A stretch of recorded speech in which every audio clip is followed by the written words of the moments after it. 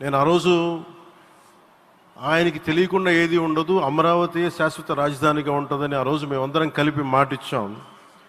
ఆ ఇచ్చిన మాట ప్రకారం ఈ రోజున గౌరవ ప్రధానమంత్రి గారి చేతుల మీదుగా మళ్ళీ ఇంకొకసారి పునఃప్రారంభం జరగబోతుంది.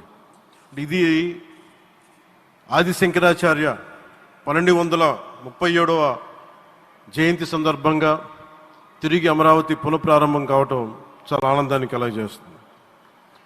మనందరం 5 కోట్ల మంది ప్రజలకి సంబంధించి ఇది ఒక హబ్, ఇది సెంటర్, నర్వ్ సెంటర్. ఇది అంటే మనందరికి సంబంధించిన ఇల్లు. ఇది మనందరం ఎవరిని అడుగుతున్నామంటే, ఒక ప్రధానమంత్రి గారు పూర్వం సన్యాసాశ్రమంలో ఉన్నప్పుడు ఆయనకి అనికేత్ అనే పేరు పెట్టారు.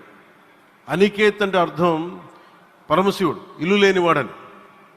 అలాంటి ఇల్లు లేనివాడు, కుటుంబం లేనివాడు 5 కోట్ల మంది కుటుంబాలకు, 5 కోట్ల మంది ప్రజల కోసం, ఎన్ని కోట్ల కుటుంబాల కోసం మనందరికీ రాజధానిలో ఒక నగరం నిర్మించడానికి, ఇల్లు నిర్మించుకోవడానికి ఇల్లు లేకుండా 140 కోట్ల మంది ప్రజల బాధ్యత తీసుకొని కశ్మీర్ నుంచి కన్యాకుమారి వరకు, అక్కడ కామాఖ్య నుంచి ద్వారకా వరకు ప్రపంచమే, మన దేశమే తన కుటుంబంగా చేసుకుంటూ ఈ భారతదేశమే తన ఇల్లుగా చేసుకొని తిరిగి పునఃప్రారంభానికి విచ్చేసిన గౌరవ ప్రధానమంత్రి శ్రీ నరేంద్ర మోదీ గారికి మనస్ఫూర్తిగా మన అందరి తరపున, ఆంధ్రప్రదేశ్ ప్రజలందరి తరపున, అమరావతి రైతాంగం తరపున, ఆడపడుచుల తరపున వారికి చేతులెత్తి హృదయపూర్వక నమస్కారాలు తెలియజేస్తున్నాను.